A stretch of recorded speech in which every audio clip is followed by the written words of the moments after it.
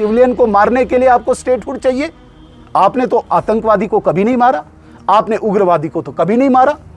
हां, सिविलियन को रक्त रंजित किया आपने यहां पे हड़तालें करवाई, आपने यहां पे स्कूल बंद करवाए, आपने यहां पे मजदूरों की मजदूरी खाई। वो स्टेटहुड चाहिए?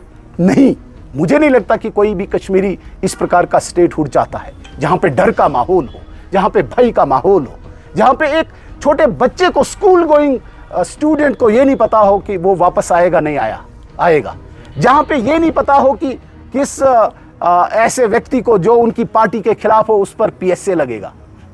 पैलेट गन आप लाने वाले, पीएसए आप लगाने वाले, सिविलियन किलिंग की तादाद अगर आप निकालोगे, दौरान हुकूमत आपके ज्यादा हुई है। तो इस प्रकार के स्टेटहुड को मुझे नहीं लगता कि कोई कश्मीरी आपके लिए डिमांड कर रहा है कि इस प्रकार का स्टेटहुड चाहिए। हां, स्टेटहुड चाहिए जो हमने कमिटमेंट किया है, जो भारत सरकार ने कमिटमेंट किया है। उन्होंने आतंकवाद को किस तरीके से खत्म किया, और कोई भी भारत सरकार पर, विशेषकर गृह मंत्रालय पे उंगली नहीं उठा सकता है कि कहीं पे भी आम इंसान को नुकसान पहुंचा, किसी सिविलियन को नुकसान पहुंचा, किसी बच्चे की आंखें गई। आज महबूबा जी को भी मैं पूछना चाहता हूं, उमर साहब को भी मैं पूछना चाहता हूं, उन बच्चों के घरों में जाके पूछो आप, जब आपकी हुकूमत रही है किस प्रकार का आपने तांडव रचा था, जिसे कहते हैं कि मतलब एक माहौल एक पैदा किया था सिविलियन लोगों के लिए। हाँ, भारत सरकार ने आतंकवाद को मारा, आतंकवादी को नष्ट किया।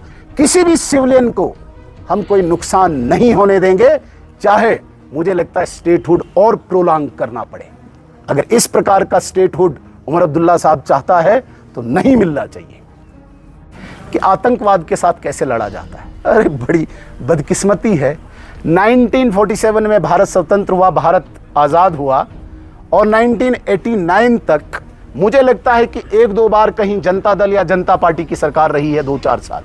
बाकी लगभग 40 साल कांग्रेस की सरकार रही। इस कांग्रेस की सरकार के दौरान ही नेशनल कॉन्फ्रेंस की सरकार जम्मू कश्मीर में और कांग्रेस की सेंटर में, इन्हीं के दौरान यहां पे उग्रवाद आया।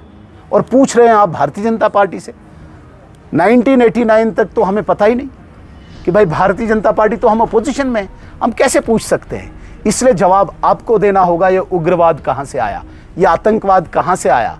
ये भारतीय जनता पार्टी जवाब नहीं देगी, ये समाजवादी पार्टी जवाब नहीं देगी, ये कोई राष्ट्रीय जनता दल जवाब नहीं देगी, ये तेलुगु देशम पार्टी जवाब नहीं देगी, ये जवाब आप देंगे। और आप कह रहे हैं कि नहीं, उग्रवाद के साथ लड़ना कांग्रेस और नेशनल कॉन्फ्रेंस जानती है। हमें पता है सीएम साहब किस प्रकार की लड़ाई, किस प्रकार से इस जम्मू कश्मीर को रक्त रंजित करने वाले कांग्रेसी और आप नेशनल कॉन्फ्रेंस के लोग हो। मैं एक आंकड़ा आपके सामने रखना चाहता हूं और आप जरूर इसको लोगों तक पहुंचाइए। 2008 से 2014 तक नेशनल कॉन्फ्रेंस की सरकार रहती है। आज ये सिक्योरिटी की बात करते हैं, मेरे पास सिक्योरिटी नहीं है, मेरे पास लॉ एंड ऑर्डर नहीं है, वरना मैं ये करता, मैं वो करता। क्या करता पता नहीं है। 2008 से 14 क्या किया आपने? अगर आप आंकड़ा निकालेंगे, 7000 इंसिडेंट हैं 6 सालों में लॉ एंड ऑर्डर के, कानून व्यवस्था जिसकी बात करते हैं हम। 7000 इंसिडेंट्स, कितने? 7000। और उमर साहब चीफ मिनिस्टर, फुल फ्लेज रियासत के, यूटी के नहीं। पुलिस आपके पास, सिक्योरिटी फोर्स आपके पास, वो यूनिफाइड कमांड आपके पास। और दूसरी तरफ से 2019 से लेकर 2024 तक जब गृह मंत्रालय इस जम्मू कश्मीर को चला रहा था, केवल 18 इंसिडेंट लॉ एंड ऑर्डर के। 7000 वर्सेस 18। और आप कंपेयर करते हो कि भाई मेरे पास सिक्योरिटी होती, हमें पता है तुम्हारे पास सिक्योरिटी होती, तुम क्या करते। यहाँ पे कितने लोग अंधे हुए, कितने बच्चे अंधे हुए, यहाँ पे कितने सिविलियन आज पूछ रहे हैं कि भाई हमारे लिए कोई इंक्वायरी खड़ी करो, किसके हुक्म से मारे गए हैं। तो आप कहते हो, आप इस प्रकार की बातें करते हो, बड़ी शर्म आती है। और